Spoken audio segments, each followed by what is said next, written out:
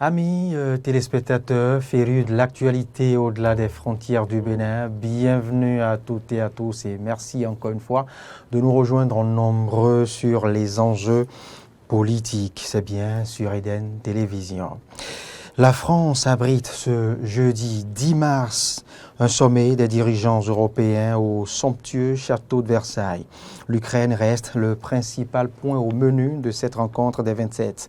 La grosse interrogation dans les coulisses de ces échanges, bien évidemment, reste celle-ci.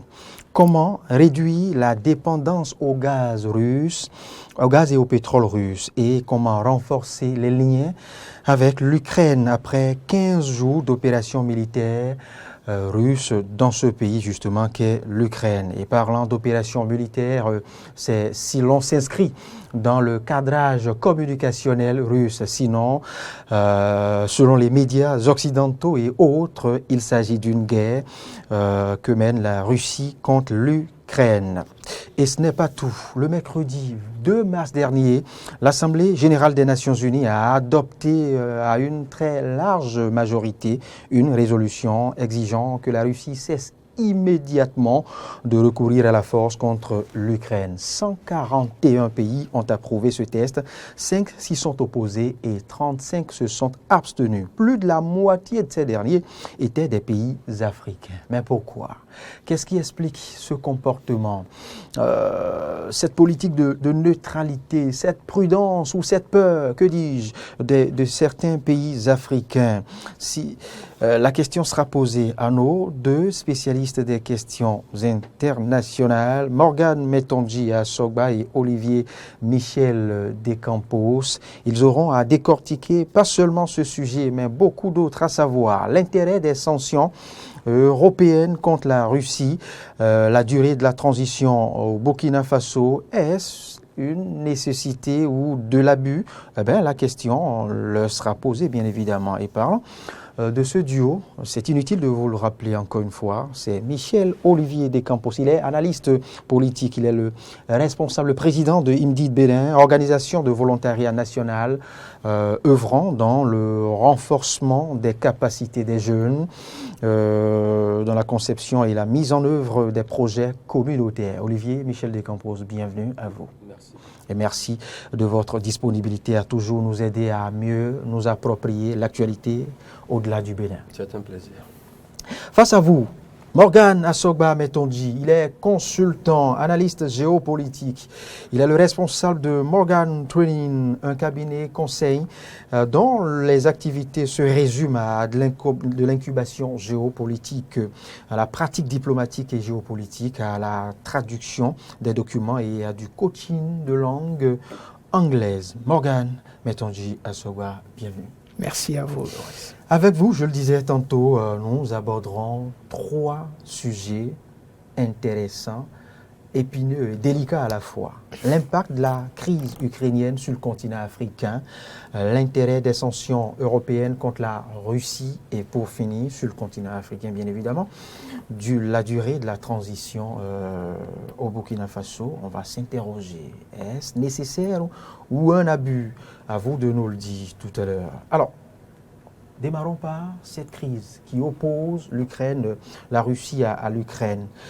On a constaté un comportement, l'omerta, une sorte de mutisme, de la prudence, une sorte de peur au niveau des pays africains qui ont tardé à se prononcer. Pourquoi cette grosse prudence quand on sait quand même que depuis peu la Russie a renforcé sa présence sur le continent, même si elle n'est pas aussi présente que les pays occidentaux? Qu'est-ce qui retient, qu'est-ce qui justifie, devrais-je dire, cette tactique de prudence au niveau des chefs d'État africains à se prononcer, à prendre position vertement ou non par rapport à cette crise, à cette guerre qui oppose la Russie à l'Ukraine. Vous savez, c'est délicat, l'usage des concepts. Crise, guerre, opération militaire, vous savez, c'est compliqué tout ceci. Tout ce dont on est certain, c'est qu'il y a des armées qui s'affrontent sur le sol ukrainien. Oui, mais que le langage change, l'appréciation diffère selon qu'on soit dans le modèle du cadrage du gouvernement russe ou de l'OTAN. Voilà. Alors, pour répondre à cette question, je dirais qu'il faut simplement puiser déjà dans votre introduction. Vous avez fait ressortir cet aspect de coopération qui a été renforcé à un moment donné, sinon dans un passé très récent, entre la Russie et les pays africains. Et lorsque vous avez un renforcement de coopération, cela signifie déjà qu'il y a une dynamique de vouloir travailler ensemble qui est là. Et les États, dans une perspective de défense de l'intérêt national, chaque État essaye toujours de prendre des positions sur la scène internationale qui cadrent avec les aspirations de son État et les aspirations d'une grande partie des États africains semblent aujourd'hui aller dans une multiplicité d'opportunités de coopération. Et la Russie fait partie de ces acteurs-là qui suscitent aujourd'hui l'intérêt, surtout que l'Afrique est confrontée à une question de crise plus ou moins sécuritaire et que la Russie, dans sa dynamique de coopération, s'inscrit dans ce secteur-là de la défense et de la sécurité des pays africains. Et donc tout de suite, dans une perspective de défense des intérêts de ces pays-là, qui naturellement ont décidé d'ouvrir la porte de coopération avec la Russie, il est tout à fait logique qu'ils ne se prononcent pas ou qu'ils ne prennent pas une position qui va à l'encontre de leurs intérêts vis-à-vis de la Russie. Et cette position, aujourd'hui, c'est bel et bien de condamner et même de s'afficher dans cette façon de condamner la Russie, la façon qu'on observe de l'autre côté des pays membres de l'OTAN. Et de l'autre côté aussi, ces pays africains ne font pas des pays membres de l'OTAN ou des autres pays de l'Occident des ennemis, puisqu'ils entretiennent aussi des rapports de coopération avec ces États. Il faut donc prendre une position qui condamne l'aspect de violation des principes du droit international que revêt cette opération militaire russe. Effectivement, ce qui fait que la plupart des pays condamnent cette violation du droit international et décident de ne pas se prononcer sur le rapport de force qui relève du domaine des relations internationales qui est en train d'être démontré par la Russie, parce que l'action de la Russie en Ukraine s'inscrit de plein pied dans ce rapport de force. On parle ailleurs de sphère d'influence, on parle de menaces de la sécurité de la Russie, et donc tout cela entre de plein pied dans le cadre des rapports de force et donc des relations internationales, et les États africains aujourd'hui n'ont pas intérêt à se prononcer clairement entre les rapports de force qui existent entre des géants de la scène internationale. Et quand je parle de géants, l'Ukraine ici ne va pas s'inscrire forcément dans cette catégorie, puisque ici il est beaucoup plus question de la Russie et des pays membres de l'OTAN, parmi lesquels vous avez 3 nations qui sont membres permanents du Conseil de sécurité, à savoir les États-Unis, la France et le Royaume-Uni. Olivier Michel Descampos, la toute nouvelle amie du continent, la Russie, enfin, c'est juste une image, pour n'évoquer que la proximité de ce pays avec certains pays de l'Afrique de l'Ouest est en opération militaire en Ukraine. Cela suffit. Cela peut-il justifier l'omerta que nous constatons au niveau des chefs d'État, même si l'on prend en considération tout le développement de Morgan? Oui, déjà, vous savez, je vais rebondir sur la petite phrase que vous avez sortie, la toute nouvelle amie de l'Afrique, pour justement dire que, et ça va faire partie peut-être d'un des éléments de mon analyse, pour dire quoi?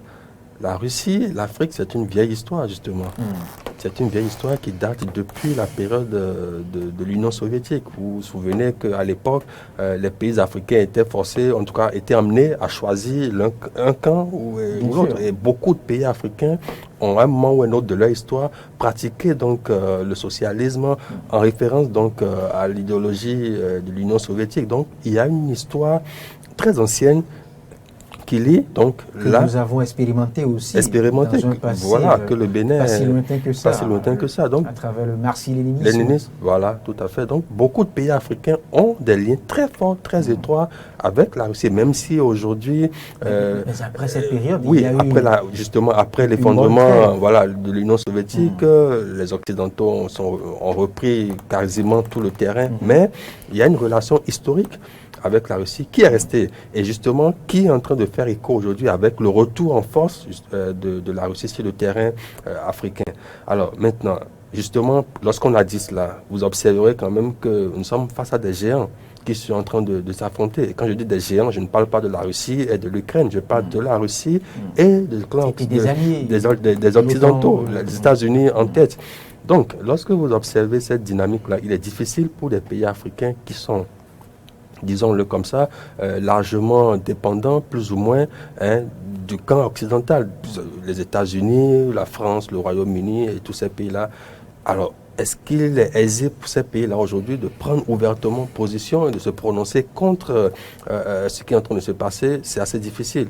Vous observerez quand même que, oui, en dehors du vote qui a eu lieu aux Nations Unies, les déclarations, les prises de position des chefs d'État africains se font quand même assez timides. On en a resté jusqu'à présent au vote aux Nations Unies, sauf quelques pays, en tout cas, qui ont monté, voilà, qui ont fait entendre leur position sur ce sujet. Mais ce qui est important et intéressant de relever, c'est que la prise de position, c'est une posture diplomatique. Et on prend position lorsque l'on a les moyens de pouvoir assumer pleinement les conséquences de la prise de position qu'on est en train de vouloir faire. C'est très important de le soulever, parce que lorsque vous êtes un État, peu importe votre taille, peu importe votre niveau de puissance ou niveau de développement, lorsque vous voulez prendre position, c'est que vous êtes en mesure de pouvoir assumer les conséquences, que ce soit des conséquences positives, conséquences dans ce cadre-là n'est pas forcément péjoratif,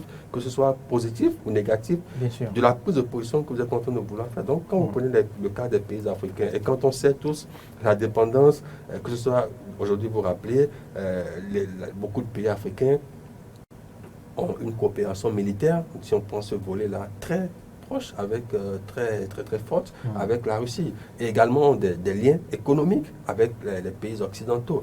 Donc quand vous mettez sur table cette équation, elle est assez difficile à résoudre pour les pays africains qui se retrouvent dans une situation d'équilibriste, qu'il faut essayer de ménager le camp occidental et également la Russie pour ne pas perdre ni d'un côté ni de l'autre. Et ce qui nous fait donc dire qu'on peut voir donc ce vote-là aux Nations Unies comme une condamnation de principe, ce qui doit être, parce que le droit international interdit l'usage de la force. Justement, les Nations Unies, rappelez-vous, ont été créées pour que les États puissent utiliser l'arme de la dialectique plutôt que la dialectique de l'arme, des armes, pour faire face donc à leurs difficultés, pour faire face donc au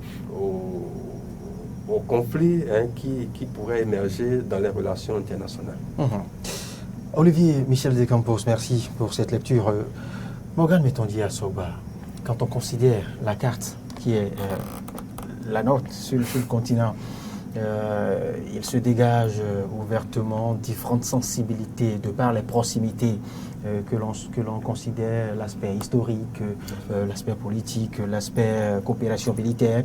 Il y a des pays qui ont, comme le disait tout à l'heure Descampos, une tradition de proximité avec l'URSS, avec l'Union soviétique, j'allais dire l'Union soviétique qui a laissé place plus tard à la Russie.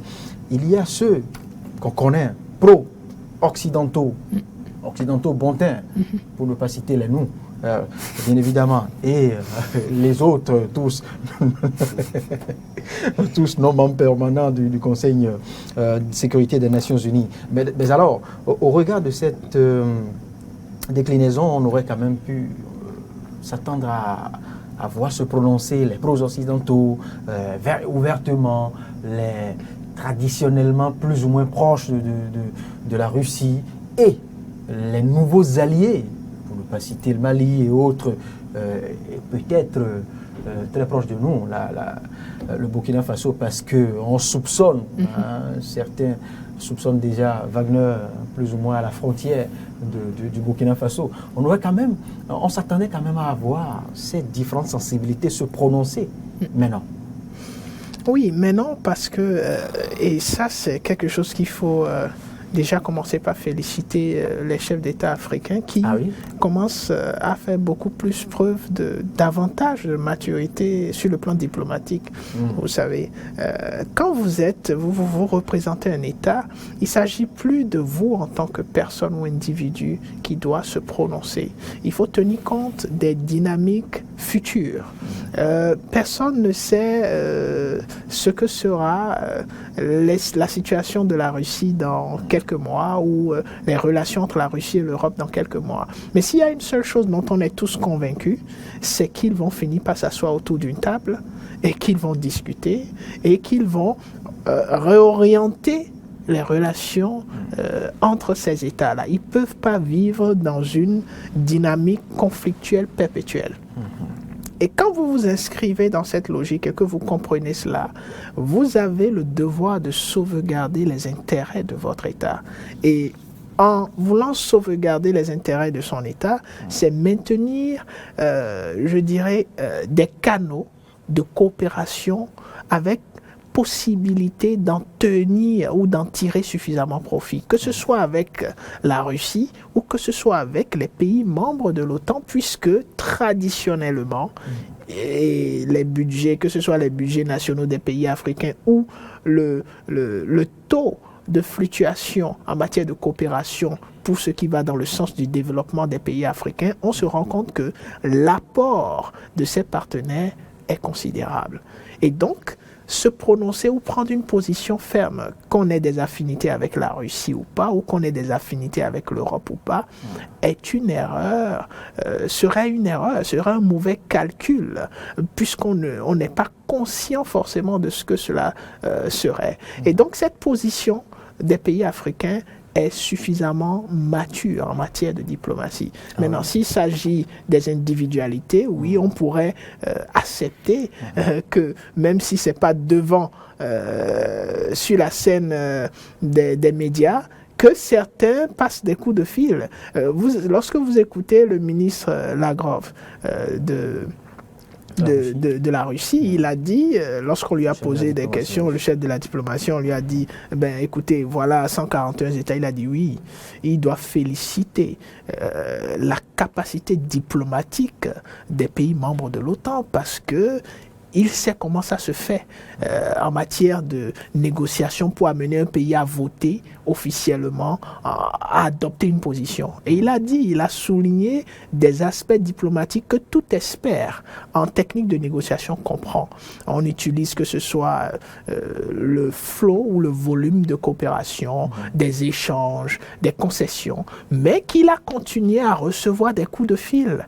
Des amis qui lui disent, mais écoutez, on vous comprend, on comprend votre position. Et donc, les statistiques des 141 pays de façon officielle qui se prononcent en faveur d'une condamnation et d'un retrait immédiat, c'est compréhensible du point de vue du droit international. Mais lorsque vous voulez pousser un peu la curiosité plus loin, on ne sera pas étonné de se rendre compte qu'il y a un bon nombre d'États qui comprennent l'attitude de la Russie et ne sont pas prêts à se mêler directement de cette problématique, mais plutôt invitent les acteurs majeurs à s'asseoir autour de la table pour trouver une solution. Merci, Morgane Metondiasogba. Olivier Michel Descampos, votre vis-à-vis l'a dit, c'est une expression de la maturité diplomatique sur le continent, ce que des profanes appelleraient plutôt de l'hypocrisie, parce que on allait remonter à 2-3 semaines que voilà, les langues se seraient déliées si conflit il n'y avait pas pour se prononcer en faveur de tel ou tel camp. Maintenant, puisque vous en connaissez un bon rayon et que vous nous le dites, on ne consomme pas tout de go, rassurez-vous, et Morgan Metondi à Sogba, mais on s'attendait quand même à voir des positions se dégager. Parce qu'on l'a dit, les sensibilités ne sont pas les mêmes sur le continent.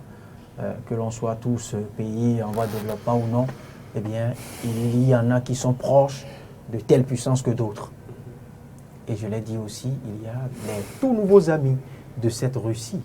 Et au nombre de ces tout nouveaux amis, disons, abritent presque tous des consulats, des ambassades ou des représentations diplomatiques de l'Ukraine, plus ou moins. Mais alors, pourquoi ne pas se prononcer? Pourquoi ne pas prendre position? Vous me direz que c'est de la diplomatie. Je vous dirais plutôt de l'hypocrisie. Vous n'allez pas peut-être me le concéder, mais c'est tant mieux. Olivier Michel Descampos, parlant des impacts de cette crise, de cette guerre, entre la Russie et l'Ukraine, eh bien, on peut aller au-delà des armes. Il y a aussi l'impact sur la coopération. Il y a que certains pays africains ont les leurs de l'autre côté, en Russie comme en Ukraine.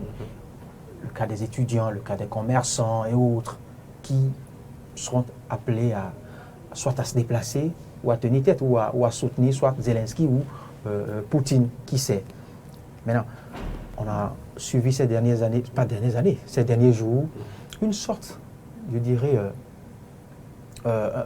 un mauvais comportement qu'on n'appellerait pas du régionalisme de la part des Ukrainiens qui s'opposent à ce que les Africains ou certains Africains prennent les mêmes moyens de transport commun pour fuir les champs de bataille et autres. Comment lisez-vous ce comportement de la part de ces Ukrainiens que les Occidentaux et une bonne partie du reste du monde quand même portent dans leur cœur? J'appellerais ça tout simplement la réelle politique, si vous me permettez. Ça, c'est le retour à la réalité brutale de ce que c'est que les relations internationales. Et c'est d'autant plus vrai que cela devrait amener, comme l'a dit mon confrère, les États africains à faire beaucoup attention sur les prises de position qui pourraient être les leurs. Alors, ces Noirs, oui, Noirs combattus, leur pays n'avait même pas pris de position. Non, peut-être que c'est le retard dans la prise de position qui renforce peut-être ces Ukrainiens dans ce comportement. Pas forcément, puisqu'on ne peut pas distinguer directement la nationalité de la personne en question. Je pense que c'était pas orienté vers une nationalité précise, c'était un mouvement orienté vers la couleur de peau. Voilà, c'était général. Donc on peut pas y voir une action ciblée. Tout ça pour dire que cela doit davantage renforcer la position des États africains à être prudents sur la prise de position. Ils le sont un peu trop même. Non, ils le sont à la mesure de la situation qui prévaut, parce que nul ne sait ce que sera demain. Et vous avez cité tout à l'heure à l'entame les pays qui ont voté, le pays qui a voté l'Érythrée, je crois, qui a voté contre. Oui, c'est en raison des intérêts nationaux. Vous savez, c'est un calcul assez important que l'État fait. Oui, c'est un calcul assez important que l'État fait en fonction des relations ou des intérêts que le pays a à mettre en jeu dans ce qui est en train de se passer. Et vous voyez la liste quand même assez impressionnante de pays qui se sont abstenus ou d'autres qui ont carrément préféré ne même pas se retrouver dans la salle de vote. Ça, c'est un signal assez fort. On ne veut ni voter pour, ni voter contre, ni même s'abstenir. On ne veut même pas se retrouver au lieu où ça se décide. Non, c'est ça pour dire quoi? On ne veut pas prendre position, on ne veut pas se positionner.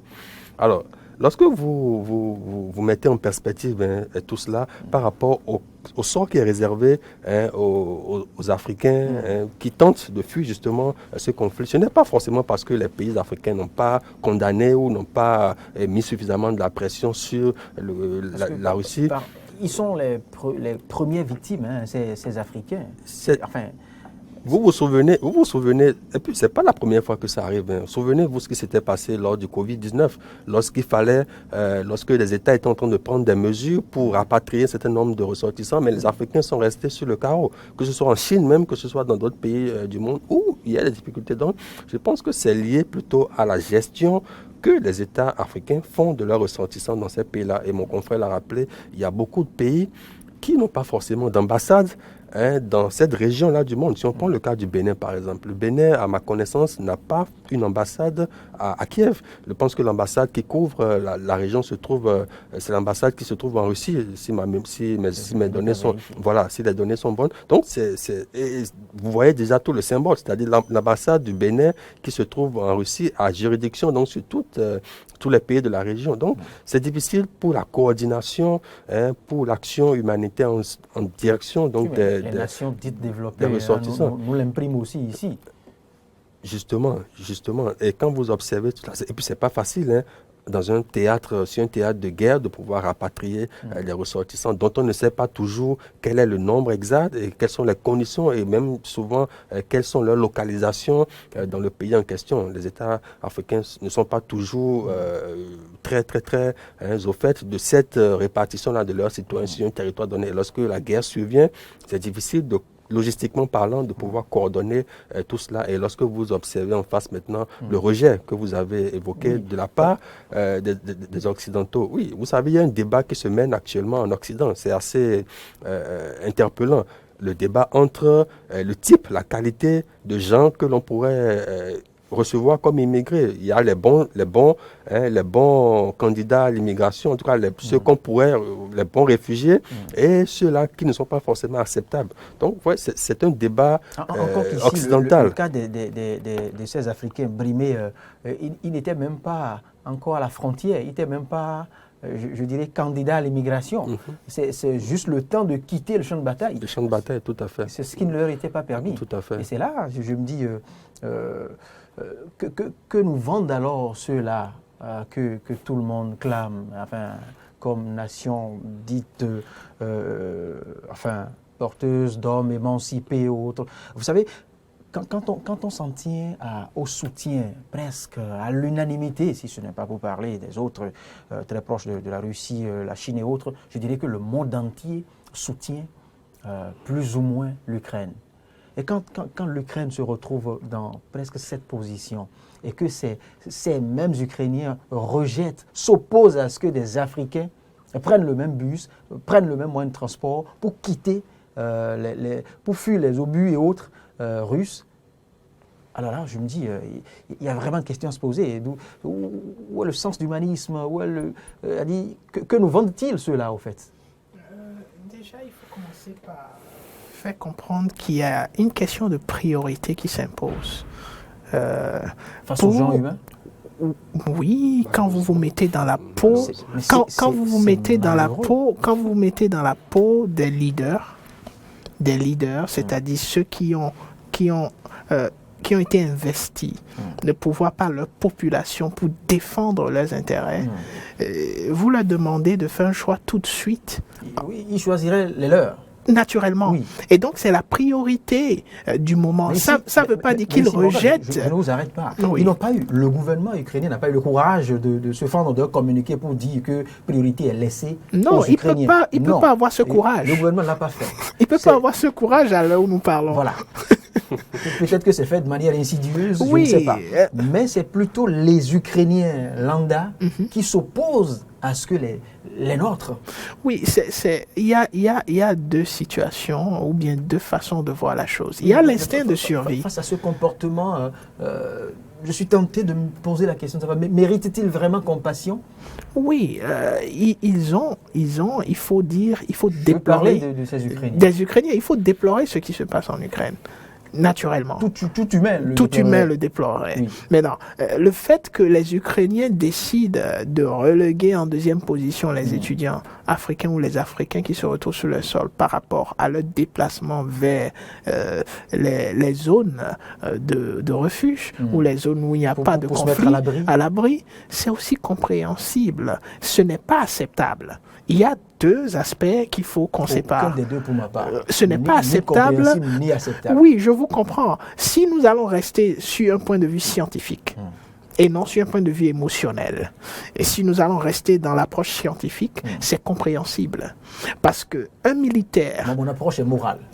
Votre approche, elle est morale et elle est émotionnelle. C'est-à-dire, pas du tout émotionnel. Oui, je vous explique. Si vous restez dans une approche scientifique et que vous comprenez que la priorité pour que ce soit un militaire ou un leader, c'est de se rassurer que les nationaux sont servis en priorité. Vous allez comprendre son attitude. C'est-à-dire, même si nous nous retrouvons aux États-Unis, vous pensez que les Américains feraient différemment? Ils ne feraient pas différemment, parce que on doit se rassurer que le dernier national, normalement, de son pays soit à l'abri.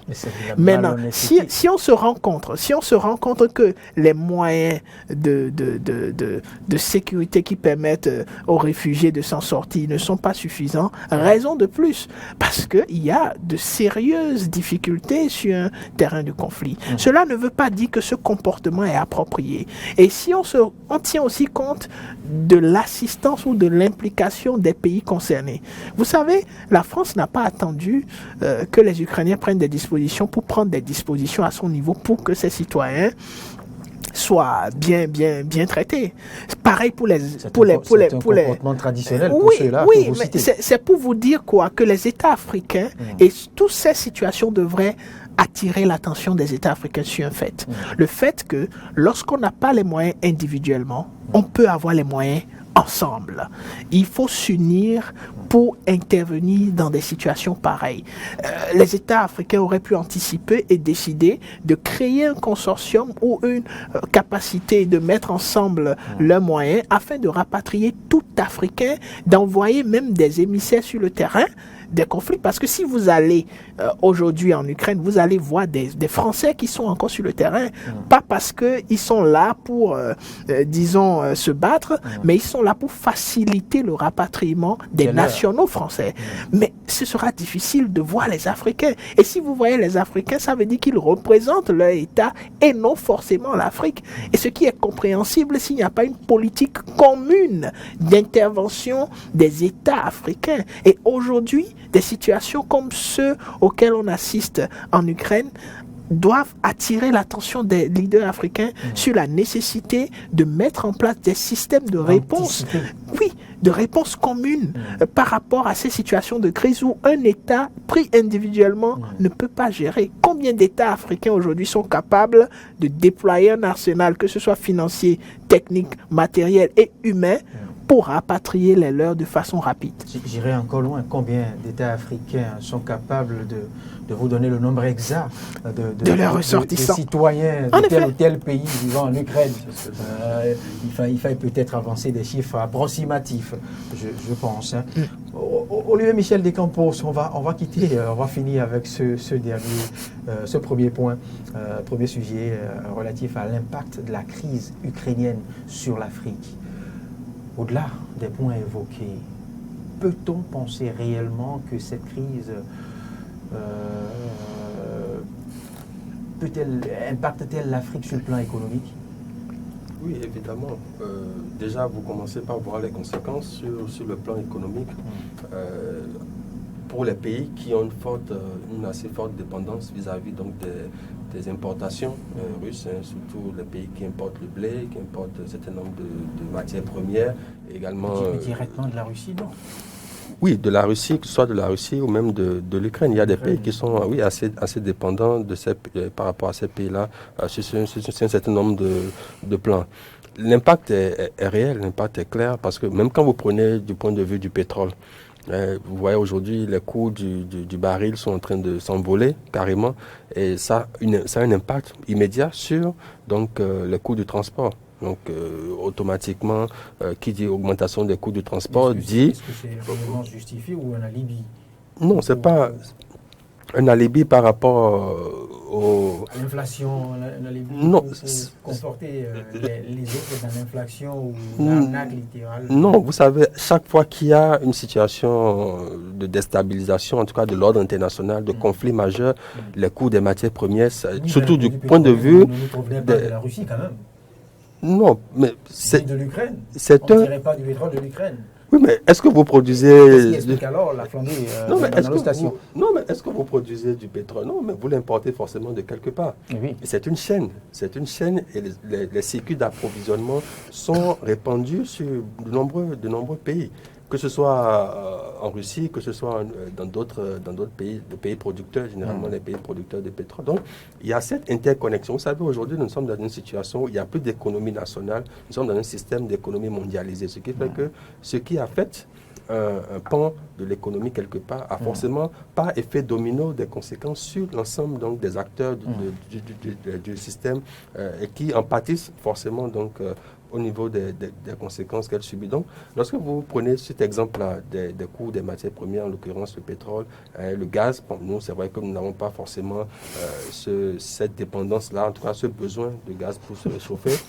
Mais lorsque vous prenez ne serait-ce que le volet du pétrole, lorsque vous prenez cette augmentation, qui a forcément des conséquences sur l'augmentation des prix, qui va entraîner forcément la cherté. C'est difficile à comprendre quand même. Hein? Non, c'est un effet de domino qui rejaillit inéluctablement. Hein. C'est quelque chose que j'ai appelé alibi. Non, c'est pas un alibi. Ce sont des faits et c'est ce qui risque de se passer à une échéance plus ou moins courte, hein, en fonction donc des dispositions que les pays pourraient prendre pour soit contourner. Je me permets cet affront ou de croire que c'est un alibi. Nous n'avons pas cette dépendance directe des pays, à l'image des pays occidentaux vis-à-vis du gaz ou du pétrole russe. Alors, je vais essayer de vous expliquer. En quelques minutes. Déjà, lorsque la France, qui dépend du gaz, et qui a des apports d'échange, de partenariat économique avec le Bénin, et que c'est à partir de ce gaz que les producteurs ou les businessmen français se déplacent et se ravitaillent ou financent, lorsque déjà en France, la vie économique prend de l'inflation, automatiquement le Bénin est touché. Parce que tout homme d'affaires qui va se déplacer du Bénin et qui est déjà en partenariat économique, qui achète des marchandises, qui importe du Bénin de la France vers le Bénin pour revendre, les produits vont prendre il y aura une inflation. Et automatiquement, le citoyen béninois qui aimait peut-être le chocolat suisse et que la Suisse se retrouve à souffrir de cette situation, son chocolat suisse de 1500 devient 2500, 3000. Et donc là, tout de suite, on est impacté. Ça, c'est juste pour l'aspect du gaz ou du pétrole. Maintenant, pour le pétrole, effectivement, il y a ce qu'on appelle les pays membres de l'OPEP. Et c'est en fonction de la capacité de production régulière de ces pays membres de l'OPEP que le prix du baril est fixé. Et donc, lorsqu'il y a un gros producteur ou bien un grand acteur de la production du pétrole qui n'est plus en mesure, ou du moins on a décidé parce qu'on veut le sanctionner, de ne plus consommer ces produits, automatiquement le reste de ceux qui produisent, parce que la demande est plus que l'offre qu'on avait l'habitude d'avoir, il y aura une inflation. Puisqu'on va leur demander d'augmenter leur production. Et lorsqu'on parle d'augmenter sa production, ça prend du temps, ça prend de l'investissement pour que cela puisse apporter un fruit. Et aujourd'hui, les chefs d'État qui sont réunis, les 27 de l'Europe qui sont réunis en train de parler de comment travailler sur ralentir cette dépendance vis-à-vis de la Russie.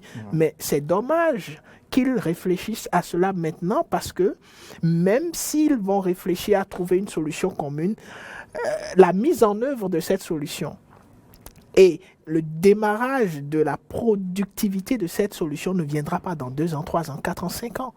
Ils devraient être en train de réfléchir à comment faire en sorte qu'on puisse résoudre la problématique qui se pose aujourd'hui de guerre. Parce que si la Russie est en guerre avec l'Ukraine, entre griffes, puisqu'on sait bien que ce n'est pas la guerre, n'est pas contre l'Ukraine, c'est à cause de certaines raisons qu'on peut résoudre et maintenir le flux économique entre la Russie et ses partenaires, parce que les partenaires russes ne sont pas d'accord par rapport à l'idée de se passer des produits russes. Et la Russie aussi n'est pas forcément d'accord par rapport vis-à-vis de l'idée de ne plus vendre ses produits sur le marché européen. Et donc, il y a toujours une possibilité d'entente et non forcément de commencer à tourner le dos de façon... Et c'est ça qui est inquiétant, parce qu'on a l'impression que la dynamique de vouloir trouver une solution via le dialogue semble vouloir s'éloigner de la tête de certains acteurs majeurs, alors qu'ils devraient être en train du moins de s'impliquer davantage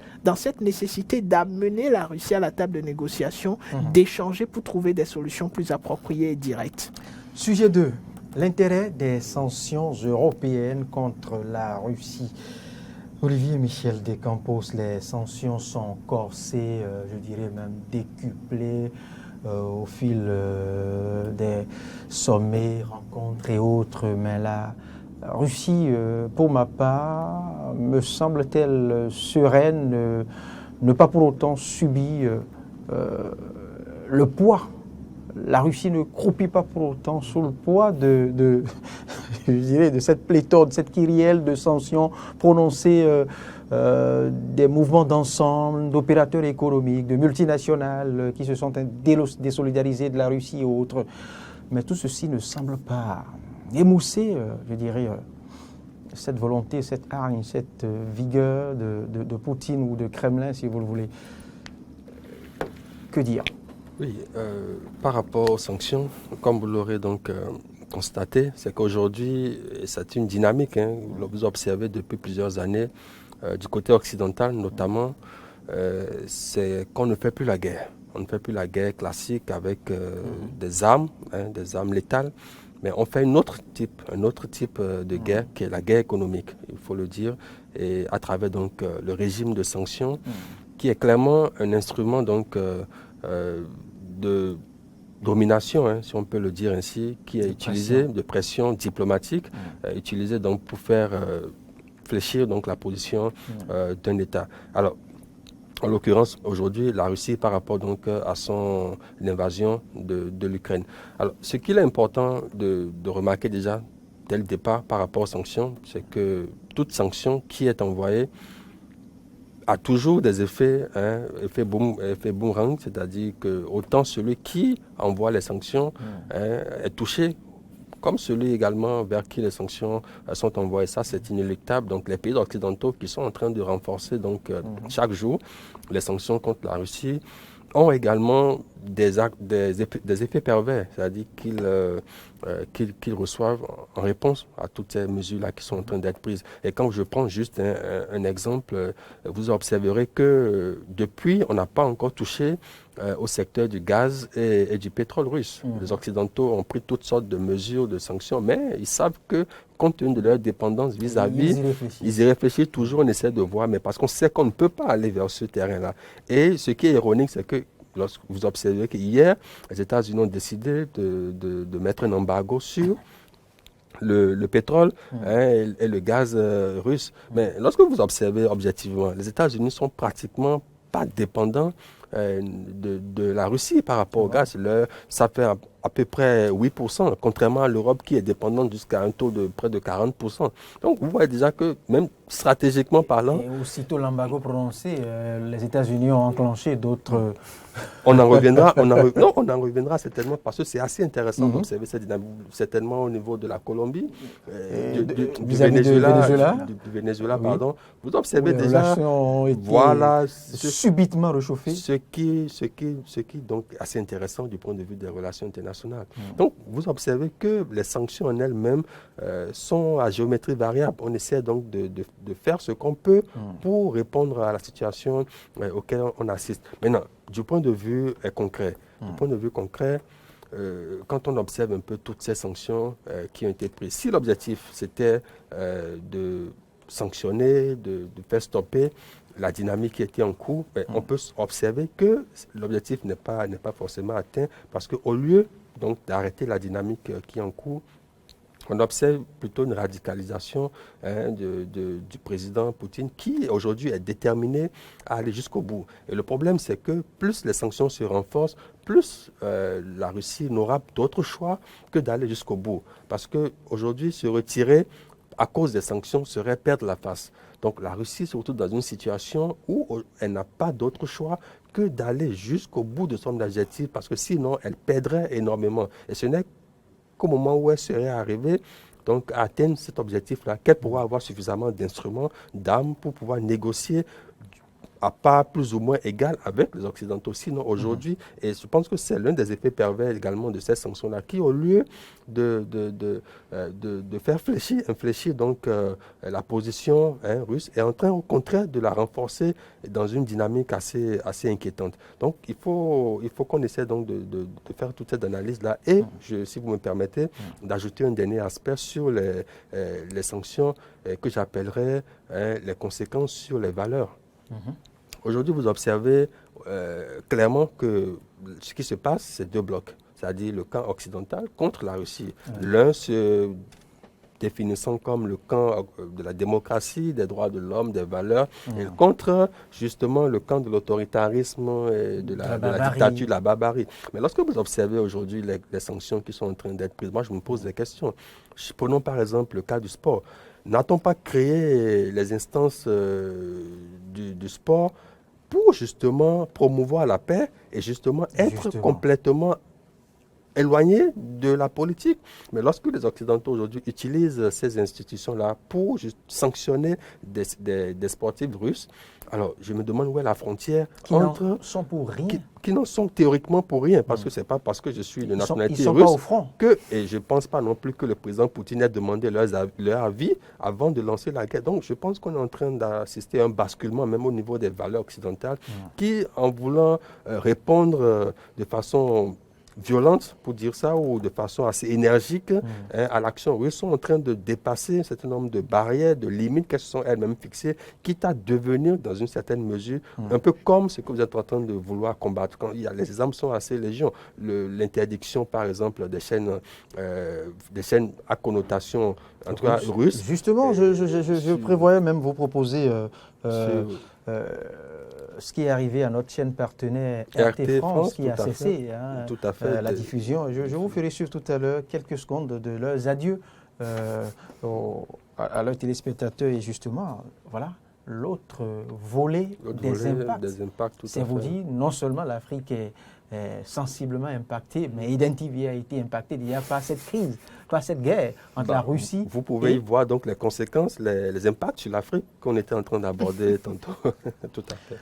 Olivier Michel Descampos, oui, vous l'avez dit, on poursuit avec l'intérêt des sanctions européennes. Je l'ai dit, s'il faille mettre dans la balance, je ne ferai pas l'affront au peuple ukrainien pour dire que c'est à la taille je dirais, du mal fait au peuple ukrainien. Mais des sanctions ont été tout de même prononcées et seront davantage prononcées parce que Olivier Michel Descampos le disait tout à l'heure, ils réfléchissent encore, ces Occidentaux, pour voir dans quelle mesure se désolidariser ou rompre la dépendance, couper ce cordon ombilical vis-à-vis du gaz russe. Mais pensez-vous réellement que ces sanctions sont de taille à faire fléchir ou démordre Poutine? Sur le long terme, c'est une possibilité. Lorsqu'on regarde la dynamique dans laquelle ces sanctions s'inscrivent, sur le long terme, c'est une possibilité, et une possibilité qui pourra aboutir lorsque donc la Russie ne tiendra qu'un temps. Je ne dis pas qu'un temps, mais si il faut que cette guerre dure énormément. C'est pas facile, ce sera pas facile pour la Russie. Et d'où est-ce que le mal viendra? Le mal viendra du peuple russe lui-même.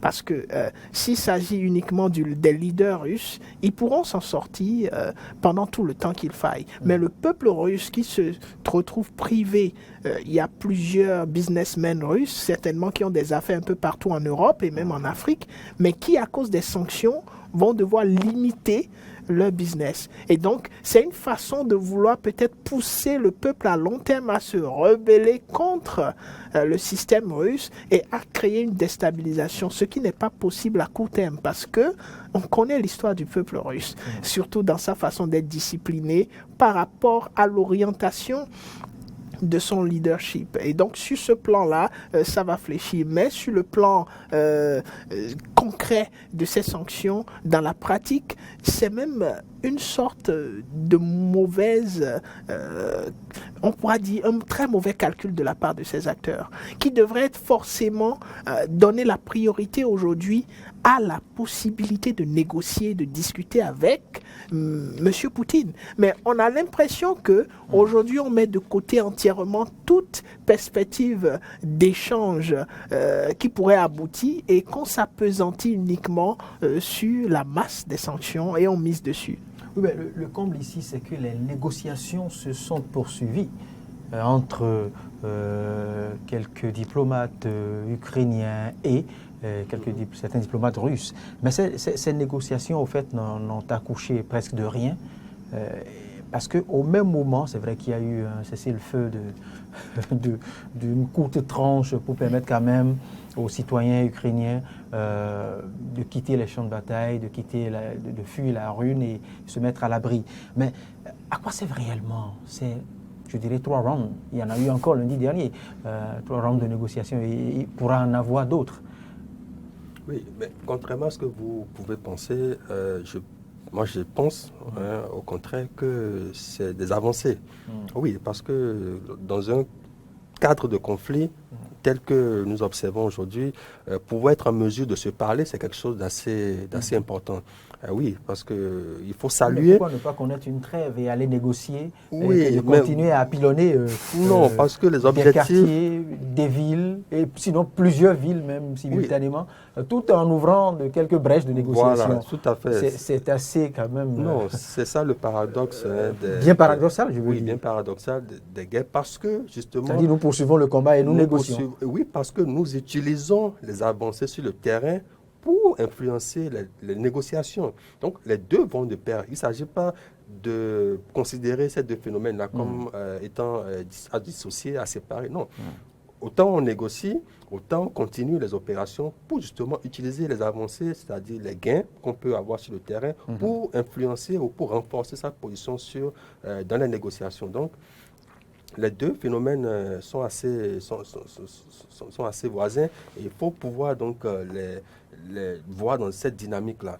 Alors, mais ce qui est intéressant également, c'est que ces négociations-là prouvent qu'il y a une possibilité de s'entendre, qu'on le veuille ou non.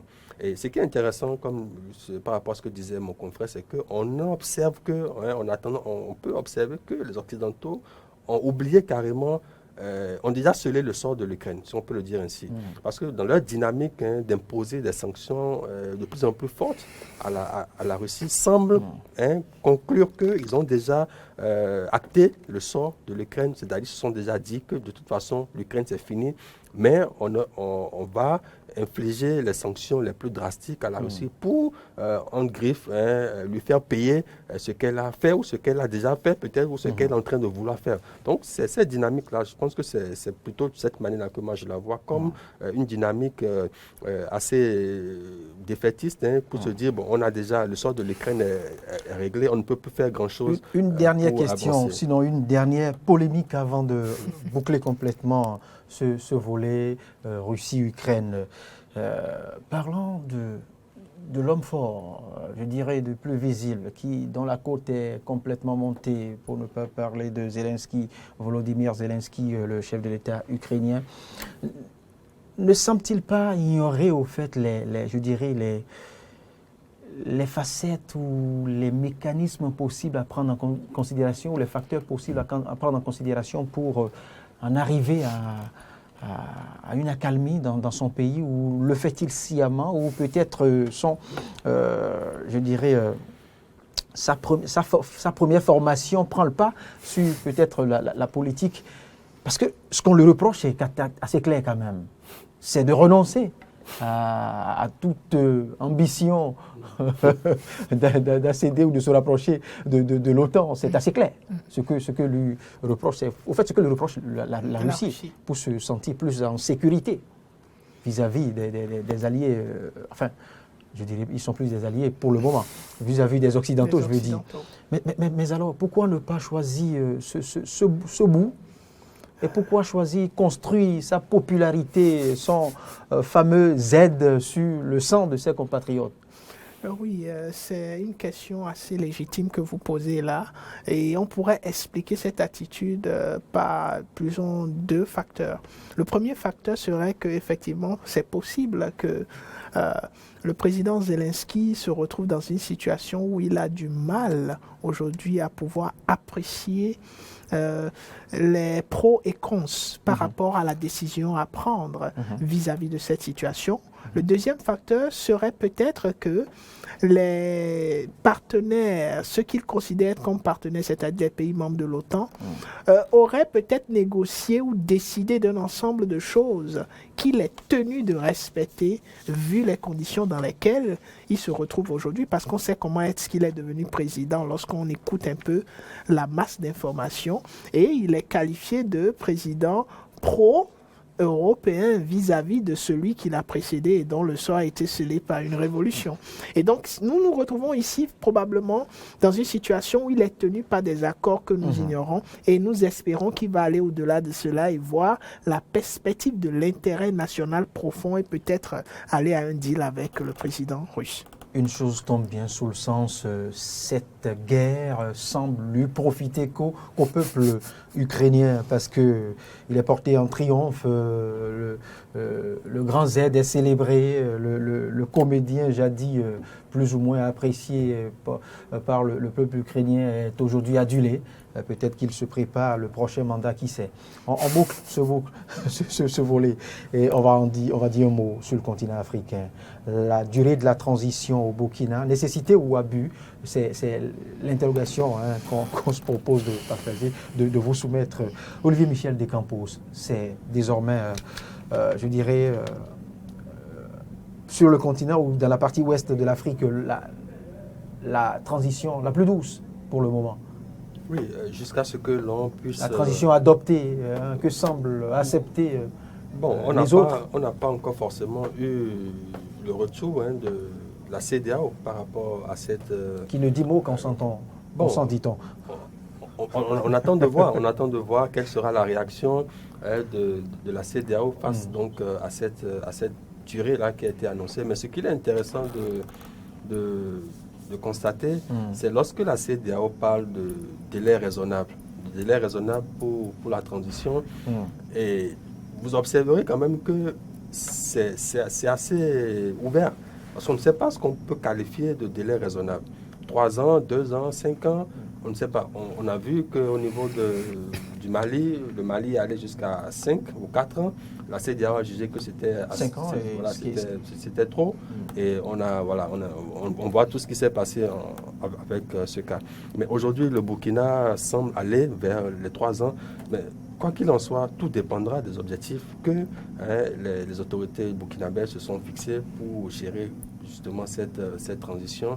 Et cette durée-là ne peut être qu'appréciée qu'à la lumière des objectifs qu'ils ont voulu, en tout cas qu'ils se sont fixés d'atteindre pour amener l'intégrité territoriale. À la résie que nous venons de consommer, le temps qui nous est imparti, c'est vrai que Akilas Yarigo, depuis quelques minutes, ne m'a plus rien soufflé, Martin Toinsen non plus.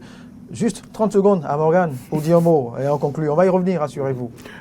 Nécessité pour les leaders actuels du Burkina Faso qui estiment qu'il faille un temps considérable après consultation pour pouvoir relancer l'appareil politique du Burkina Faso.